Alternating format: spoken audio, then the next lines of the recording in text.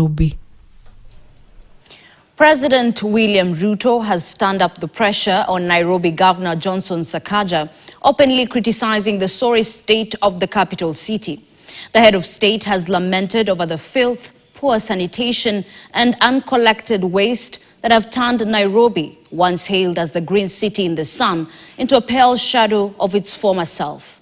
As Jeff Kirui details, Ruto revealed that the national government has now stepped in, entering into a strategic partnership to help reverse the city's declining image.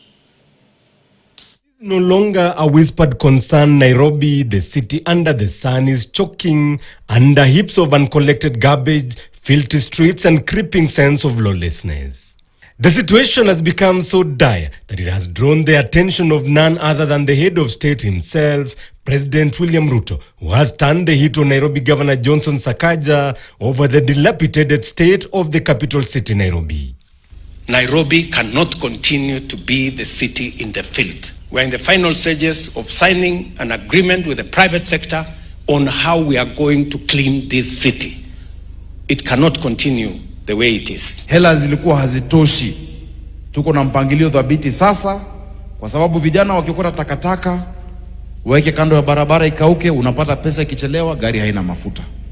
Tumepata njia ya kuitatua na nashukuru rais, tunashirikiana pia na yeye. While addressing congregants at the 70th anniversary celebrations of the African Inland Church in Ziwani, Nairobi, President Ruto did not mince words. He expressed his deep disappointment in the state of the capital, casting a harsh spotlight on Governor Johnson Sakaja for failing to restore the city's former glory.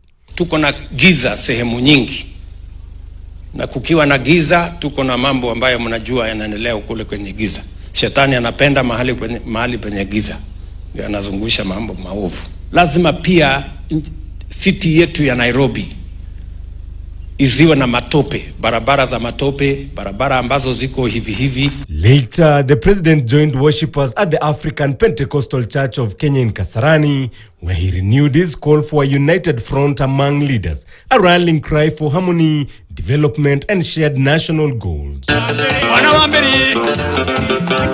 This comes just days after the Kenya Kwanza administration signed a new cooperation deal with the Independence Party KANU, led by Chairperson Gideon Moi, in a symbolic handshake held at Kabarak. I have had a conversation with our former Prime Minister Raila Odinga on how we are going to move this country from a third world country to a first world country.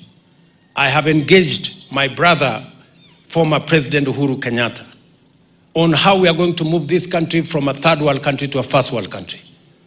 I have engaged many, including Gideon Moi recently, on how we are going to move this country from a third world country to a first world country. And I will continue to engage all the leaders until we come together so that we can take this country to be a first world country in our lifetime.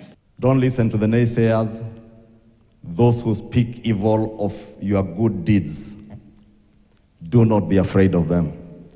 Do not be intimidated by them. Remain focused so long as your conscience is clear.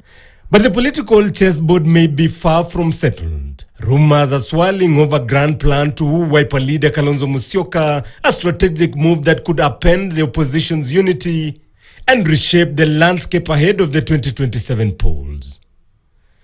Jeff Kirui, KTN. Politicians allied to the united opposition have criticized the government